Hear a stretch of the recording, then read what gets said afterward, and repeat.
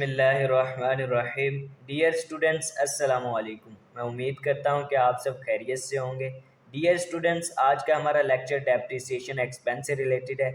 आज के हम इस लेक्चर में अंडरस्टैंड करेंगे कि डेप्रिसिएशन एक्सपेंस क्या है और डेप्रिसिएशन एक्सपेंस को हम कहाँ रिपोर्ट करते हैं और डेप्रिसिएशन एक्सपेंस की नेचर क्या है, एसेट है, लायबिलिटी है या फिर कोई एक्सपेंस है। Dear students, first of all हम डेप्रिसिएशन एक्सपेंस की डेफिनेशन को ही रीड आउट करते हैं और अंडरस्टैंड करते हैं। Depreciation expense represents how much of an assets value has been used up for that period. ठीक है, depreciation expense non current assets की चार्ज की जाती है। डियर स्टूडेंट्स, हम ईयरली बेसिस पर डेप्रिसिएशन चार्ज करते हैं। हम ये देखते हैं कि कितना एसेट्स की वैल्यू यूज़ अप हो गई है, कितनी वैल्यू एसेट्स की यूज़ हो गई है, डेप्रिसिएट हो गई है। ठीक है डियर स्टूडेंट्स, जैसा कि मैंने नीचे नोट लिखा है, नोट क्या है, it is neither an asset nor a liability. ठीक है, ये ना कि कोई एसेट है और ना ही कोई लाइबिलिटी है।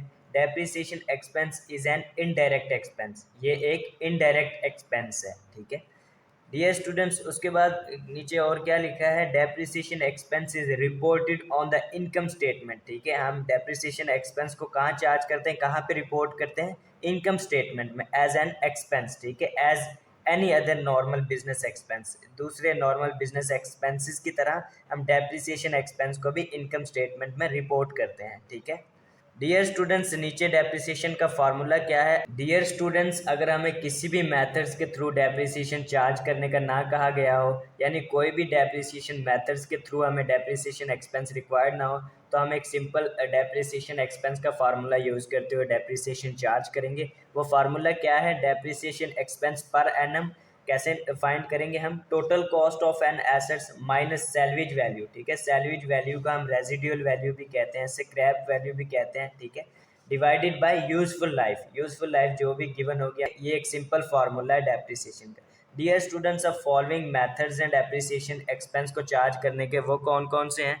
First of all straight line method. ठीक है, स्ट्रेट लाइन मेथड्स के थ्रू भी हम डेप्रिसिएशन चार्ज कर सकते हैं। स्ट्रेट लाइन मेथड्स में क्या है, डेप्रिसिएशन पर एनम सेम रहेगी। ठीक है, जितने भी ईयर्स की फाइंड करनी होगी, हम एक दफ़ा एक ईयर की फाइंड कर लेंगे तो हर साल वही डेप्रिसिएशन चार्ज करेंगे। ठीक है, स्ट्रेट लाइन बैलेंस मेथड में डेप्रिसिएशन हर साल की इक्वल आती है। ठीक है, उसके बाद reducing balance method, reducing balance method को हम डिमिनिशिंग बैलेंस मेथड भी कहते हैं, डिक्लाइनिंग बैलेंस मेथड भी कहते हैं। ठीक है dear students, reducing balance method से हमारी डेप्रिसिएशन हर साल डिक्रीज होती जाएगी। ठीक है, उसके बाद यूनिट ऑफ एक्टिविटी मेथड्स को मशीन आवर्स मेथड भी कहते हैं, इसकी मदद से भी हम डेप्रिसिएशन चार्ज करते हैं।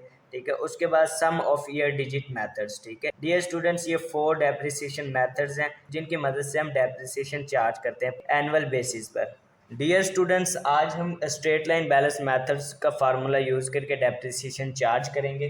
तो dear students, first of all हम अंडरस्टैंड करते हैं कि स्ट्रेट लाइन बैलेंस मेथड का फार्मूला क्या है। एनुअल डेप्रिसिएशन एक्सपेंस हम चार्ज करते हैं स्ट्रेट लाइन बैलेंस मेथड से किस तरह, total cost of an assets में से माइनस कर देंगे रेजिडुअल वैल्यू और सैलवेज वैल्यू। रेजिडुअल वैल्यू को सैलवेज वैल्यू भी कहते हैं, स्क्रैप वैल्यू भी कहते हैं। ठीक है, उसके बाद डिवाइड कर देंगे यूजफुल और एस्टिमेटेड लाइफ। यूजफुल लाइफ और एस्टिमेटेड लाइफ एक ही बात है। ठीक है, बाज़ औक़ात एस्टिमेटेड लाइफ लिखा होता है, बाज़ औक़ात यूजफुल लाइफ लिखा होता है। ठीक है डियर स्टूडेंट्स, अब हम फॉलोइंग क्वेश्चंस को सॉल्व करते हैं एक स्ट्रेट लाइन मेथड को इस्तेमाल करते हुए डेप्रिसिएशन चार्ज करते हैं पर एनम बेसिस पर। फर्स्ट ऑफ ऑल हम क्वेश्चंस को रीड आउट करते हैं। क्वेश्चन क्या है, a labeling machine cost $43,000, installation cost total 1250 and shipping cost total 2250. It has an expected life of 10 years। ठीक है, 10 years की expected life है उसकी।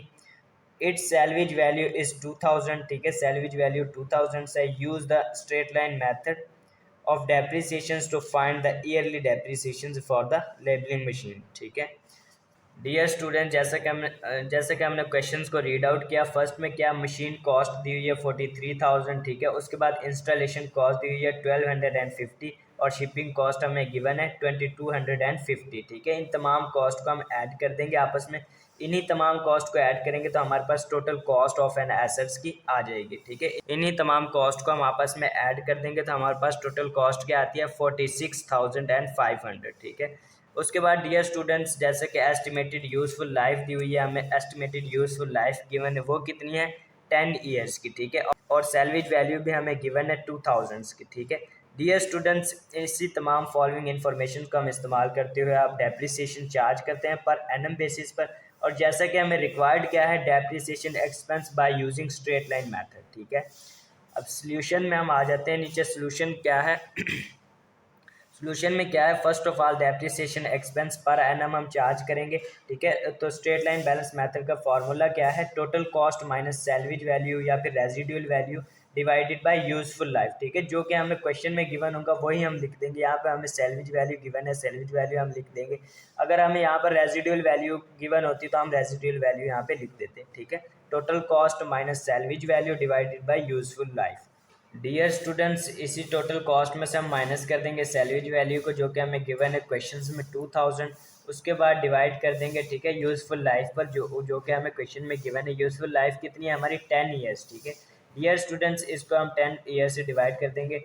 Total cost minus salvage value divided bye useful life. इस calculation को करने के बाद हमारे पास आंसर क्या आता है 4450, ठीक है। डेप्रिसिएशन एक्सपेंस पर एनम 4450 हमारे पास है, ठीक है। पी डॉट ए क्या शो कर रहा है पर एनम, ठीक है। एनुअल बेसिस पर ही डेप्रिसिएशन चार्ज की जाती है, ठीक है, किसी भी नॉन करंट एसेट्स की। Dear students, straight line balance method को इस्तेमाल करते हुए हम रेट किस तरह से फाइंड करते हैं वो भी हम अंडरस्टैंड करते हैं। फर्स्ट ऑफ ऑल हम क्वेश्चंस को रीड आउट करते हैं।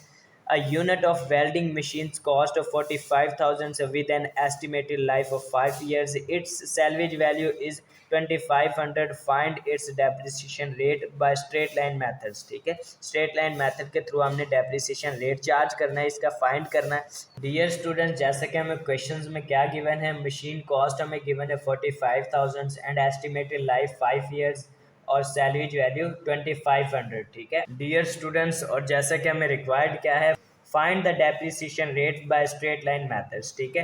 डियर स्टूडेंट्स, डेप्रिसिएशन रेट किस तरह से चार्ज किया जाता है, by using straight line balance method. 1 divided by useful life multiply by 100, ठीक है। जैसे कि हमें क्वेश्चन में गिवन है 5 ईयर्स टोटल हमारी यूजफुल लाइफ है, ठीक है। एस्टिमेटेड लाइफ हमारी 5 ईयर्स है, ठीक है। जब भी हम रेट फाइंड आउट करेंगे तो हमारी ये इन्फॉर्मेशन किसी काम की नहीं, मशीन कॉस्ट हमारी किस काम की नहीं, सेल्वेज वैल्यू भी हमारी किसी काम की नहीं। सिर्फ हमें किस चीज़ की ज़रूरत है, यूजफुल लाइफ की, जो कि हमारी 5 ईयर्स है। तो हम डेप्रिसिएशन रेट किस तरह से फाइंड करेंगे, 1 डिवाइडेड बाय 5 मल्टीप्लाई बाय 100, ठीक है। डेप्रिसिएशन रेट पर एनम हम क्या फाइंड करते हैं 20%। डियर स्टूडेंट्स, इस तरह से हम स्ट्रेट लाइन बैलेंस मेथड को इस्तेमाल करते हुए डेप्रिसिएशन चार्ज करते हैं और इस तरह से हम डेप्रिसिएशन रेट को फाइंड आउट करते हैं। डियर स्टूडेंट्स, अगर आज के इस लेक्चर से रिलेटेड आपके माइंड में कोई भी क्वेश्चन हो तो आप कमेंट्स के थ्रू हमसे पूछ सकते हैं। डियर स्टूडेंट्स, अपनी राय हमारे साथ ज़रूर शेयर कीजिएगा। Thank you so much.